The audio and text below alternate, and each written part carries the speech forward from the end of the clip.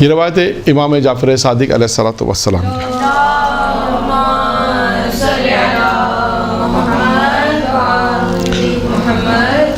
امام فرماتے ہیں کہ میں نے تمام علم و دانش کو مفید پایا 4 چیزوں میں. تمام علم اور دانش کو مفید پایا ہے 4 چیزوں میں مفید پایا ہے. یعنی یہ 4 جملے جو میں آپ کے سامنے بیان کروں گا ابھی جو امام نے ارشاد فرمایا ہے. اچھا یہ روایت آپ کو امام موسیٰ کاظم علیہ الصلوۃ والسلام کے حوالے سے بھی ملے گی. درود پڑھے محمد آل محمد.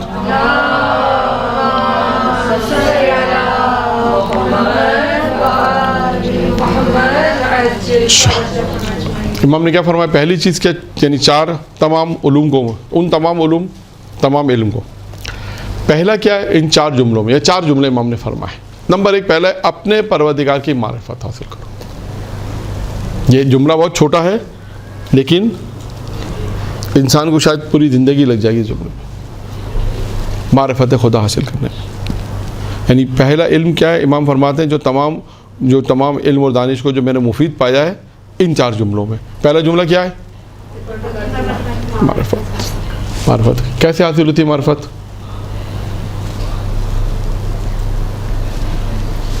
جی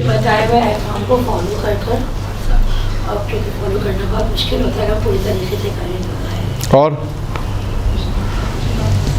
آیت اللہ ناصر مکارم شیرازی نے اپنی کتاب ہے ان کی پیام قرآن جلد نمبر 1، اس میں انہوں نے معرفت حاصل کرنے کے 6 طریقے بیان کیے کہ معرفت حاصل کیسے ہوتی ہے. اور معرفت کے لیے رکاوٹ کتنی چیزیں ہیں وہ بھی کوئی 13-14 چیزیں انہوں نے بیان کی کہ یہ تمام 13-14 چیزیں وہ جو انسان کی معرفت میں رکاوٹ ہے. ٹھیک ہے، یہ تو کچھ چیز ہو گئی. اپنے پروردگار کی آپ معرفت حاصل کریں، تمام واجبات کی ادائیگی، تمام حرام سے بچانا، تمام مستحبات کی ادائیگی، تمام مکروہ سے اپنے آپ کو بچانا. اور جب انسان ان چیزوں پر جو حرام ہے ان سے بچے، مکروہ سے بھی بچے، مستحبات بھی انجام دے، واجبات تو انجام دے، مستحبات بھی انجام دے. پھر آہستہ آہستہ اچھا اب اس میں بہت ساری چیزیں آئیں گی. یعنی معرفت انسان کو ایک مرحلے تک پہنچاتے ہیں، آہستہ آہستہ معرفت آتی ہے.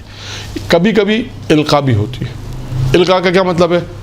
آپ کے دل میں ایک ودیعت القاء ہو جائے گی. یہ بھی ہو سکتا ہے، ایسا نہیں ہے. یعنی بشرط دل پاک ہو، بشرط دل پاک ہونا چاہیے، طہارت ہوگی تو ہی القاء ہوگا. آپ خدا سے لگاؤ رکھیں گے، تمام واجبات کی ادائیگی ہوگی. کچھ آپ دیکھیں بہت سے ایسے آپ کو اہل علم کے نام ملیں گے، عارف لوگ ہیں جنہوں نے 70 سال لگا دیے ایک مقام تک پہنچنے میں. کچھ ایسے لوگ بھی ہوں گے جنہوں نے کم وقت کے اندر جو ہے ان کو بھی معرفت پروردگار ہو گئی. ایسا بھی ہوگا اور اس کی مثالیں ہیں، ایسا نہیں کہ مثالیں نہیں ہیں، مثالیں ہیں. تو پہلا علم ہے معرفت پروردگار. القاء یعنی آسان الفاظ میں جسے ہم کہہ سکتے ہیں آپ کو ایک الہام ہو جائے گا. الہام ہونا، القاء نہیں الہام ہونا، الہام ہونا. یعنی آپ بیٹھے ہیں، بیٹھی ہیں، کوئی چیز قدرتی طور پہ آپ کے ذہن میں آ گئی، ایسا ہونے والا، یا یہ ایک چیز ہے، کوئی چیز معرفت آ گئی کہ یار ایسا میں کیوں کروں، یہ کام تو مجھے نہیں کرنا چاہیے. یعنی کوئی ایسی چیز جو القاء ہو جاتی ہے، معرفت جسے ہم کہتے ہیں وہ تک معرفت ہے. اور وہ چیز انسان کو ایک منزل تک پہنچا دیتی ہے. اب یہ خود ایک موضوع کے اپنے پر دیکھیں معرفت. اچھا اب معرفت کیسی ہونی چاہیے؟ اب میں آپ کو شاید پہلے بھی قصہ بیان کے چلے دوبارہ بیان کر دیتا ہوں، معلوم نہیں کہ یہ قصہ کتنے لوگوں نے سنا ہے. کہ دیکھیں جب انسان اس منزل تک پہنچتا ہے نا، ایک منزل ہے، نماز، دعا، مناجات، تسبیح، تحلیل، انسان زیارات، حج، عمرہ، اہل بیت سے معرفت، توسل، یہ بالآخر انسان کو کہیں نہ کہیں پہنچا دیتی ہے. پھر جا کے انسان اترتا ہے. اچھا اب جو میں واقعہ بیان کر رہا ہوں یہ ایک نبی کا ہے. نبی ہے کون ہے؟ ذوالقرنین، جو بادشاہ بھی تھے. نبی بادشاہ تھے، ایک مقام سے گزر رہے تھے. سنا یہ واقعہ آپ نے کسی نے؟ نہیں سنا. ایک مقام سے گزر رہے تھے.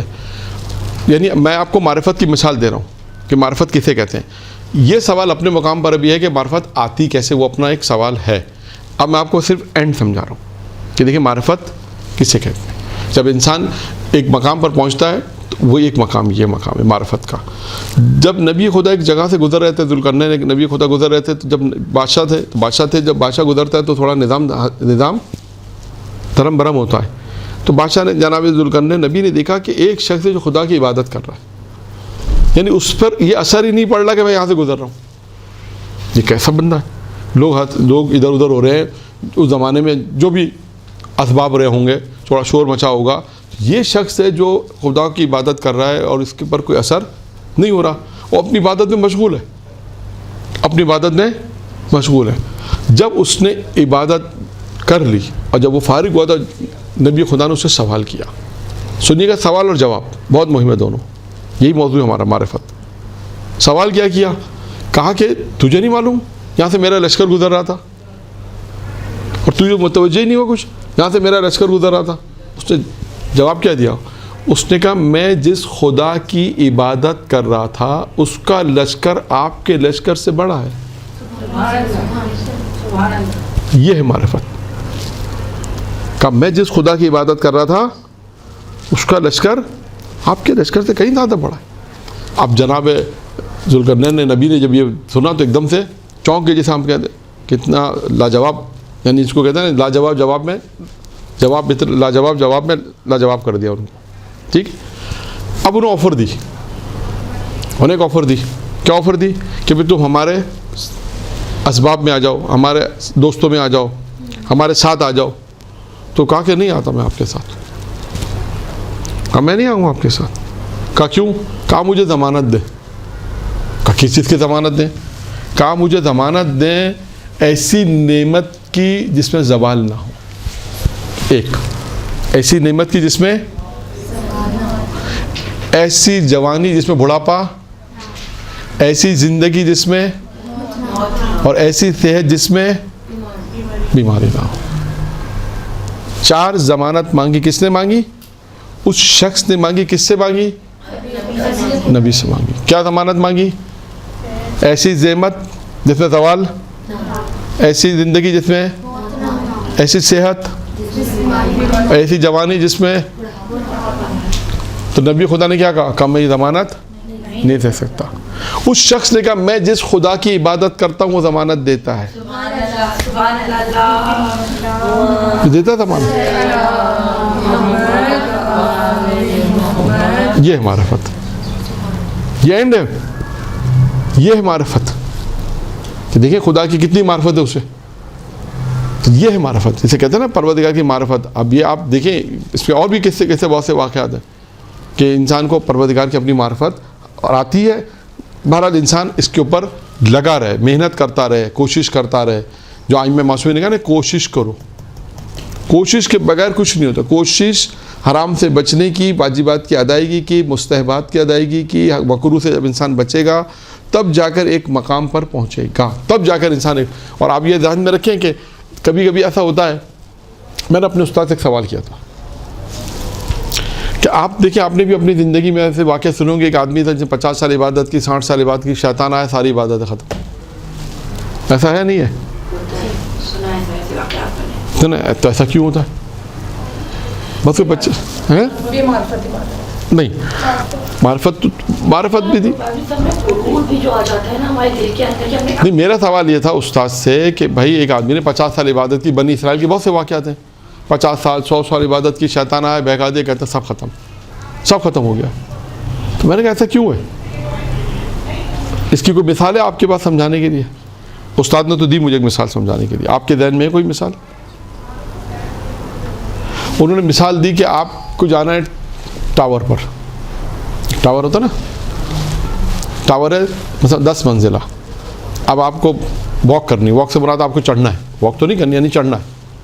جب آپ 9ویں منزل تک پہنچ گئی، ٹاور ہے بالکل اسٹریٹ جیسے پہاڑ کی چوٹی. اب پہاڑ کی چوٹی تو ٹیڑھی بیڑھی تھی لیکن آپ کو پہنچنا ہوتا ہے. تو میں نے ایک استاد سے پوچھا کہ اس نے کہا کہ اگر 9ویں منزل تک آپ پہنچ گئے اور آپ کا پیر پھسل گیا تو کیا ہوگا؟ کا پیر تو اتنا سا پھسلا ہے نا، چھوٹا ایک پیر تھا جو پھسل گیا. تو ایک پیر چھوٹے سے پھسلنے سے نقصان کیا ہوا؟ جو 90 تک آپ پہنچ گئے وہ سب ختم ہو گیا. کہ اس کی مثال بھی ایسی ہے کہ آپ کی اتنی عبادت تھی شیطان نے ایک بہکایا ساری عبادتیں.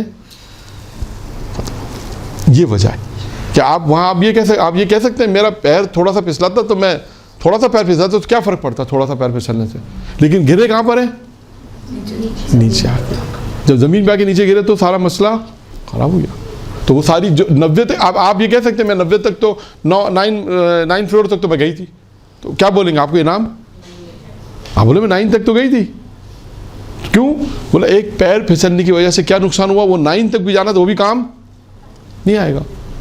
کیسے مثال ایسی ہے کہ آپ نے 80 سال عبادت کی ہے نا بنی اسرائیل کے عابدوں میں, اتنی عبادت کی, شیطان آیا اور عبادت ان کو بہکایا کسی گناہ میں تو کہا کہ سب کے سب ضائع ہو گیا. بہت سے ایسے واقعات ملتے ہیں. تو لہٰذا یہ تمام چیزیں کہ انسان معرفت پروردگار انسان حاصل کرے. نمبر 1 کیا ہے؟ معرفت حاصل کرے. نمبر 2 اس روایت کو میں مکمل کر دوں. امام نے فرمایا 4 چیزیں ہیں, تمام علم اور دانش کو ان 4 چیزوں میں پایا. نمبر 1 اپنے پروردگار کی معرفت. نمبر 2 کیا ہے؟ یہ جانو یعنی اس کی بھی معرفت حاصل کرو کہ خدا نے تمہارے ساتھ کیا کیا کیا ہے, یعنی تمہیں کیا کیا نعمتیں دی ہیں, اس کی بھی معرفت رکھو کہ خدا نے تمہارے ساتھ کیا کیا کیا. اس سے مراد ہے کہ خدا نے تمہیں کیا کیا نعمتیں دی ہیں. ایک لمحے کے انسان سوچے تو صحیح کہ اللہ نے ہمیں زندگی دی, اللہ نے ہمیں ماں باپ دیے, بہن بھائی دیے, مال دیا, دولت دی, اولاد دی, اچھے دوست دیے, ماں باپ محبت کرنے والے دیے, دل دیا, دماغ دیا, باڈی دی, تمام چیزیں دی اللہ نے. ہر نعمت سوچے, اللہ ایک لمحے کی سوچے اللہ نے مجھے کیا کیا نعمتیں دی ہیں. اچھی جاب دی, اچھا کام دیا, اچھے گھر والے دیے, اچھا خاندان دیا, تمام چیزیں انسان سوچے جو اللہ نے انسان کو دی. بالکل ایسے ہی ہے, ایسے ہی ہے. بس یہ امام فرماتے ہیں یہ بھی معرفت رکھو, اس چیز کو بھی معرفت جانو, پہچانو کہ اللہ نے تمہیں کیا کیا نعمتیں دی ہیں. یہ آب و ہوا, انسان زندہ ہے, سورج, چاند, ستارے, یہ پانی آپ دیکھیں چاہے کچھ بھی کر لیں, پانی بالآخر انسان کو پانی چاہیے ہوتا ہے. کیا کتنا یا شربت پی لیں, لیکن پانی کی پیاس جو ہے وہ پانی ہی اس کی مخلوق ہے, خدا نے اس کو. تو آپ دیکھیں یعنی ایک چھوٹی سی چیز کے اوپر دیکھیں, یعنی امام فرماتے ہیں اللہ کی نعمتوں کو یاد کرو. دیکھو اللہ نے تمہیں کون کون سی نعمتیں دی ہیں. نمبر 2 ہو گیا. نمبر 3 یہ بھی پہچانو کہ خدا تم سے کیا مطالبہ کرتا ہے, اس کی بھی معرفت حاصل کرو کہ خدا نے تمہیں کیا ذمہ داریاں دی ہیں. نماز, روزہ, حج, زکوٰۃ, واجبات, تمام واجبات. یعنی انسان سوچے کہ اللہ نے کیا ذمہ داریاں تم پر دی ہیں. اب خواتین ہیں تو خواتین کی ذمہ داری ہے, جینٹس ہیں تو ان کے حساب سے, مرد ہے تو ان کے حساب سے, لیڈیز ہے تو ان کے حساب سے, یعنی گھریلو ذمہ داری کے حوالے سے. اس کے علاوہ دیگر ذمہ داری ہے, واجبات کی ذمہ داری, تمام ذمہ داری واجبات کی مرد پہ بھی ہے, عورت پہ بھی ہے. امام فرماتے ہیں تمہیں اس کی بھی معرفت حاصل کرو. یہ نہیں کہ انسان بیٹھا ہوا ہے کہ اللہ نے مجھ پر نماز واجب کی تو میں کیوں پڑھوں نماز, اللہ نے روزہ واجب کیا تو کیوں واجب کیا, ٹھیک ہے کیا واجب, میں تو نہیں پڑھتا روزہ, میں تو نہیں رکھتا روزہ, میں تو اللہ معاف کر دے گا. جیسے معاف کرنے کا کانسیپٹ اور یہ جو کیا کہتے ہیں وہ جو قضاء عمری کی نماز پڑھی جاتی ہے, میں نے خود کچھ لوگوں کو دیکھا ہے ابھی تک, بزرگوں کو, بہت سارے جوانوں کو, جو سال میں 23 رمضان کو, میں نے خود ایسے لوگوں کو دیکھا ہے 23 رمضان والے دن 6 دن کی نماز وہی جو پڑھی ہوتی ہے قضاء عمری کی پڑھتے ہیں, and they feel totally relax. کیا پورے یہ لوگ عام جیسے مطلب مجھ جیسے نہیں, مطلب جو بھی ہم لوگ نماز پڑھتے ہیں ہم سب لوگ ہمیں ایک طرح سے بیوقوف سمجھتے ہیں کہ مطلب پورے سال نہیں. اصل میں اس کی دیکھیں اب نہیں معلوم کہ یہ چیز آئی کہاں سے, سوال پہلا یہ وہ دونوں کی جو پورے 60 سال گزار کے نہیں, وہ تو ٹھیک ہے, یہ کہاں سے آئے گا 6 دن کی پڑھ لو تو ساری زندگی پڑھ لی, یہ بھی ایک سوال ہے نا. نہیں خطیبوں نے نہیں پڑھا, یہ آیا ہے کہیں نہ کہیں سے, اس کی پارل ہسٹری ہوگی کہ کہیں نہ کہیں کسی نے کوئی روایت بیان کر دی, کسی نے کہا کہ اچھا یہ کر لو تو سب معاف, مثال کے طور پہ. ایسا نہیں ہے. جب وہی میں کہہ رہا ہوں تو یہ جب اصل میں وہ مس انڈرسٹینڈنگ یا غلط فہمی جیسے آپ کہتے ہیں, بہت سے آج بھی آپ کے گھروں میں, آج بھی ایسا بہت سے آپ کے گھروں کے اندر, ہمارے گھروں کے اندر سب جگہ کچھ چیزیں آئی گئی ہیں. اب کہاں سے آئی ہیں نہیں معلوم, مشترکہ محلوں میں رہنے سے, ہندوستان میں ساتھ رہنے سے, ہندو کے ساتھ رہنے سے. آج کتنی رسمیں شادی بیاہ کی جو رسمیں ساری کس کی ہیں, ہندوانہ رسم و رواج, آج تک لوگ اس کو کرتے ہیں. کچھ لوگوں نے چھوڑ دیا, کچھ لوگ نہیں کرتے, کہتا نہیں ہندوانہ اب اسلام کے طریقے پہ عمل کرتے ہیں, چھوڑ دیا لوگوں نے. لیکن کچھ کے آج بھی وہی بہت ساری چیزیں, جیسے مثال کے طور پہ اگر آپ مصلی بچھا دیں اور نماز نہ پڑھتے تو لوگ کیا کہتے ہیں, بقول کسی مولانا کہ یہ تو ہمارا کام ہے شیطان کو نماز پڑھانا. بھائی تو بڑا اچھا کام کر رہے ہیں ہم, تو شیطان کو نماز پڑھا رہے ہیں, یہ تو بہت اچھا کام کر رہے ہیں. یہ چپل الٹا ہو تو کیا کہتے ہیں, اللہ پہ لعنت جاتی, یہ کہتے تھے معاذ اللہ. یہ سب کیا ہے, یہ سب غلط رسومات ہیں. یہ وہ رسومات ہیں جو ساتھ رہنے کے ساتھ ساتھ آپ کے ہمارے خاندانوں میں کلچر کے اندر ڈیولپ ہو گئی، اور آج تک ہم بچوں کو وہ جن لوگوں نے دے دیا وہ آج تک چلتا ہوا رہا ہے۔ ایسی بہت ساری ہیں، تو میں نے دو مثالیں سے پیش کیے، اور بہت ساری ایسی رسم و رواج ہیں کہ جو ہمارے ہاں چلتی ہیں۔ یہ جیسی مثال ایک میں سمجھانے کے لیے دے رہا ہوں کہ بات وہ نہ ہو جائے، جیسے نیاز ہوتی ہے، ٹافی پہ جو نیازی آتی ہے، جناب سیدہ کی نظر ہوتی ہے، کہتے ہیں مرد نہیں کھائیں گے۔ ہاں ہاں، اب تو ایک مثال دے رہا ہوں، اب جیسے مولانا صادق حسن صاحب نے ایک جملہ کہا تھا، اس لیے ان کے نام سے میں کوٹ کر دیتا ہوں۔ انہوں نے کہیں مجلس میں بہت پرانی بات پڑھی تھی کہ جیسے کنڈے ہوتے ہیں، کنڈے کھلانا مومن کو ثواب ہے، ٹھیک ہے نا۔ کنڈوں میں ہوتا کیا ہے، جب ہم کو جو جاتے ہیں، زمانے میں جاتے تھے، ابھی بھی لوگ جاتے ہیں، کنڈوں کو جو نیاز ہوتی ہے اس کو بڑا ڈھک کے رکھا جاتا ہے، اور ریسیو کون کرتا ہے وہاں پر؟ بے حجاب عورتیں۔ بعض اوقات ایسا ہوتا ہے، اب جب جاتے ہیں تو ریسیو کرنے کون آتی ہیں؟ گھر کی خواتین، وہ بالکل بے حجاب ہوتی ہیں۔ تو جملہ کہا کہ جن کو ڈھکنا چاہیے ان کو نہیں ڈھکا، اور جن کو اگر نہیں ڈھکیں تو کوئی فرق نہیں پڑتا ہے، ان کو ڈھک کے رکھتے ہیں۔ تو کہنا مقصد کیا ہے کہ یہ توجہ کی ضرورت ہے، کن چیزوں کو حجاب میں ہونا چاہیے، کن چیزوں حجاب میں۔ اگر آپ نیاز نہ ڈھکیں فرض کریں تو کوئی فرق تو نہیں پڑے گا، لیکن اگر عورت بے حجاب ہو جائے فرق پڑے گا، معاشرہ خراب ہو جائے گا، فرق پڑے گا۔ تو کہنا مقصد کیا ہے، تو یہ ساری چیزیں ہوتی ہیں کہ جو ایک کلچر کے ڈیولپمنٹ کے ساتھ ساتھ جب آتی ہیں تو وہ پھر اس سے اپنے آپ کو جدا کرنا بڑا مشکل ہو جائے، جب آ کے دین آ کر آپ کو کہے کہ یہ آپ کا کام غلط ہے، یہ بے حجابی صحیح نہیں ہے، یہ کام صحیح نہیں ہے، تو اس وقت قبول کرنا بہت مشکل ہوتا ہے۔ لیکن جن لوگوں نے قبول کیا وہ آج سے قبول کر رہے ہیں، وہ بحجاب میں آتی ہیں، دسترخوان میں بیٹھی ہیں، اگر خاندان کے لوگ ہیں، جو بھی مثال کے طور پر جو بھی طریقہ کار ہے، تو اس کو اس طریقے سے جو اسلامی طریقہ اس پہ عمل کرتے ہیں۔ جو قبول کرتے ہیں وہ خاندان سے جدا بھی ہو جاتے ہیں۔ ہاں، تو ان کا لوگ بائیکاٹ نہیں، دیکھیں میں آپ کو بتاؤں، ہوں گے بہت سارے کیسز ایسے، لیکن جن لوگوں نے اللہ پہ اگر بھروسہ کیا بس ختم۔ آپ دیکھیں، آپ دیکھیں، آپ بہت ساری چیزیں ایسی ہیں کہ اگر آپ قبول کر رہے ہیں، ٹھیک ہے، بہت سی دفعہ کیا ہوگا، لوگ نہیں آئیں گے آپ کی شادی بیاہ میں، نہیں آئیں گے، کتنے لوگ کتنی دفعہ نہیں آئیں گے؟ نہیں، میں آپ کو بتاؤں، نہیں ایسا ہوا ہے۔ سر یہ آپ نے نمبر 3 بتایا تھا نا، یہ پہچانو کہ خدا تم سے کیا مطالبہ کرتا ہے۔ ہاں، تو کیا مطالبہ سے تمہاری کیا ذمہ داری ہے؟ یہ بحث ہو رہی ہے، ذمہ داری میں یہی ہے کہ تمام واجبات ہیں۔ آپ اس کے مثال میں آپ کو دوں کہ ہوا، آپ جو بائیکاٹ کی بات کریں، میں ایک شادی میں گیا تھا، انہوں نے پارٹیشن کیا، لیڈیز الگ جینٹس الگ، تو ایک ہمارے جاننے والے تھے بہت قریب کے، مجھے کہنے لگے کہ ایک صاحب آئے، کہنے لگے کہ یہ کیوں پارٹیشن کیوں کیا ہے، ہم تو چلے جائیں گے۔ کتنے لوگ تھے ایسے جانے والے؟ شاید 2-3، بس 5 100 میں 200 میں کتنے افراد جانے والے ہوں گے؟ وہ گئے پھر بھی نہیں، لیکن انہوں نے مجھے خود کوٹ کیا کہ اگر لوگ اس بات پہ ناراض ہوئے، تو میں نے کہا کتنے افراد ناراض ہوئے؟ دیکھیں، آپ ایک معیار بنا لیں، میں آپ کو ایک معیار بتاتا ہوں۔ مجھے خود ایک شخص نے کہا، ہمارے ساتھ کربلا میں ان کی دوستی ہو گئی تھی، خیر ان کی نکاح تو اس طرح ہوا جو ہونا نہیں چاہیے تھا، بہرحال جب شادی تھی مجھے کہیں گے آپ شادی میں آئیے گا، مجھے کہیں گے آپ مولانا شادی میں آئیے گا اور مس گیدرنگ ہوگی اور آپ آئیے گا ضرور۔ تو میں نے ایک سوال کیا، میں نے کہا امام حسین آئیں گے تمہاری شادی میں؟ خاموش ہو کے کوئی جواب نہیں۔ آپ ایسی شادی بیاہ رکھیں جیسے ائمہ ہے، بس یہ معیار ہے۔ کوئی دنیا کچھ بھی کہتی رہے، دیکھیں دنیا کا تو کام ہے کہنا، کوئی بائیکاٹ اتنا نہیں ہوگا، مجھے نہیں معلوم، میں نے ابھی تک اتنے نہیں سنے، ہوگا بہت آئیں گے بہت سے لوگ۔ دیکھیں اچھا، دوسری طرف مذہبی لوگ بھی ہیں، وہ بھی آپ دیکھتے ہیں جب میز گیدرنگ ہے، حرام ہے، دروازے پر آتے ہیں، اپنا ان کا جو تحفہ دیا کہ ہم اس میں نہیں ہو سکتے، نہیں بیٹھ سکتے، یہ آپ کی محفل شرعی لحاظ سے صحیح نہیں ہے ہمارے لیے، وہ تحفہ دے کے دروازے سے ایسے افراد بھی ہیں۔ سر عام طور پہ مشکلات ان کو سامنا کرنی پڑتی ہے، جو پورا کر رہا ہے فالو کر رہا ہے، ان کو نہیں تکلیف اٹھانی پڑتی، اور عام طور پہ تکلیف کا سامنا اس کو جو حجاب میں رہتے بے حجاب ہے، اور جب حجاب کرتے ہیں تو اس کے اوپر بہت نہیں، یہی تو اس کا جہاد ہے۔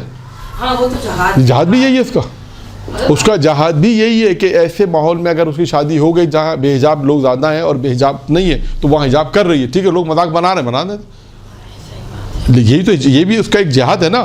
ایک اس کا جہاد کیا ہے؟ یہی ایک جہاد ہے عورت کا، کہ جہاں پر لوگ نہیں کر رہے، بالآخر آہستہ آہستہ وقت کے ساتھ ساتھ ٹھیک ہے لوگ اسے قبول کر لیں گے، ایسا نہیں کریں گے، لیکن دین کو بھی قبول کریں گے، اسلام کو بھی قبول کریں گے۔ ایسا نہیں کہ وہ لوگ مسلمان نہیں ہیں، ایسا نہیں مسلمان بھی ہے سب ہیں وہ اچھائی دیکھتے ہیں تو اٹریکشن آتی ہے. نہیں، وقت کے ساتھ ساتھ سب ہو جاتا ہے. بس آج بھی ایسے لوگ ہیں جو خدا کے مخالف کھلم کھلا خدا کے دین کی مخالفت کرتے ہیں. ایسا نہیں ہے کہ نہیں ہوتا لیکن انسان کی اپنی ذمہ داری ہے. بس آپ سے خدا آپ سے متعلق پوچھے گا. اگر ہر انسان اپنی قبر میں خود جائے گا. اگر اللہ آپ سے پوچھے کہ تم نے اپنی شادی کے اندر فلاں کام کیا تو آپ کیا کہیں گے؟ فلاں شخص نے کہا تھا. اللہ کہے گا فلاں شخص کی بات مانی، اب ادھر ہماری بھی حساب کتاب دو بھائی. فرشتے کہیں گے ہمارا حساب کتاب بھی تو دو. ٹھیک ہے. تو اب اصل چیز کیا ہے؟ ذمہ داری ہے. امام نے فرمایا یہ ایک علم کیا ہے؟ تیسری علم اس بات کو پہچانو خدا تم سے کیا مطالبہ کرنا چاہتا ہے، یعنی تمہاری ذمہ داری کیا ہے. یعنی ذمہ داری صرف انسان کی نماز روزہ نہیں ہے، یہ ذہن میں رکھیے گا. نماز روزہ تو ہے ہی، واجبات تو ہے ہی. یہ جو دوسرے معاملات ہیں نا جہاں سے انسان گناہ کی طرف جاتا ہے، جہاں سے تمام محنت. یعنی میں آپ کو ایک مثال دے دوں سمجھانے کے لیے. ابھی میں نے ایک مثال آپ کو دی ٹاور پہ جانے کی. ایک مثال آپ کو اور دے دی. یعنی وہی مثال آپ نے ساری زندگی 15-20 سال 25 سال حجاب بھی کیا، تمام واجبات کی ادائیگی کی ایک اچھے ماحول میں. شادی بھی آئی. شادی آئی تو کیا ہوا؟ یہ وہی ٹاور سے گرنے والی مثال. یہ وہی ٹاور سے وہی سوچ رکھنا کہ ایک دن کرنے نہ کرنے سے کیا ہو جائے گا. بس یہ وہی مثال ہے کہ آپ نے اگر اس موقع پر جہاں دین دکھانا تھا، جہاں دین کا اظہار کرنا تھا، آپ نے واجبات کی ادائیگی کر کے اپنے دین کو بچایا اور دین کا اظہار کیا. کوئی آپ ٹاور سے 90 سے اوپر جا رہی ہیں. ورنہ کیا ہوا؟ 90 منزل پہ پہنچنے کے بعد کیا ہوا؟ نیچے آ گئی. وہ جو ساری محنت تھی آپ کی وہ سب ختم ہو جائے گی. کیونکہ آپ نے اتنے سال محنت کر کے آپ کو جو آگے بڑھنا تھا، ایک مقام پہ جانا تھا، وہاں پر نہیں پہنچ سکی. اس کی وجہ یہی ہے. جو روایت ہے امام جعفر صادق اور امام موسی صادق دونوں سے روایت، دونوں نے یہ چار چیزیں بالکل یہ سیم روایت. چوتھی آ رہی ہے انشاءاللہ. آخری 5 منٹ ہے ابھی، 3 منٹ تھے اس لیے 3 ہو گئی. تو بات یہ واضح ہو گئی. پہلی چیز کیا ہے؟ چوتھی میں پہلی کیا ہے؟ 2. یعنی یہی آپ اس کو یوں کریں، یہ جانو کہ ہاں نعمتی، یہ اس طرح اس کو یوں بیان کریں. نمبر 3 یعنی تمہاری کیا ذمہ داری ہے. چوتھا اور آخری یہ بھی معلوم کرو کہ کون سی چیز تمہیں دین سے خارج کر دے گی. وہ کون سی چیزیں ہیں جو تمہیں دین سے نکال دیں گی. یعنی آپ خدا نہ خاصا ایسا نہ ہو کہ انسان کو پتہ ہی نہیں کہ دین سے خارج ہو چکا ہے، اسے پتہ ہی نہیں ہے. کوئی ایسے عمل انجام دے رہا ہے جس سے وہ دین سے خارج ہو چکا، اسے پتہ ہی نہیں ہے. تو امام فرماتے ہیں یہ اس بات کا بھی علم رکھو، یہ بھی جانو کہ کون سی چیزیں ایسی ہیں جو تمہیں دین سے خارج کر دیں گی، دین سے تمہیں نکال دیں گی. ایسا نہ تمہیں پتہ ہی نہ ہو کہ تم دین سے نکل چکے ہو، باتیں تو کر رہے ہو دین کی، لیکن تمہارے وہ اعمال تھے جس نے تم کو دین سے خارج کر دیا اور تمہیں علم ہی نہیں ہے. تو چوتھا علم یہ امام فرماتے ہیں ان چیزوں کو معلوم کرو، وہ چیزیں بھی تمہارے علم میں ہونی چاہیے کہ وہ کون سی چیزیں جو تمہیں دین سے خارج کر دیں گی. یہ 4 چیزیں ایسی ہیں جو امام علیہ السلام نے ارشاد فرمائی کہ امام فرمائے کہ تمام مفید علم اور دانش ان 4 چیزوں کے اندر ہیں. درود پڑھے محمد و آل محمد پر.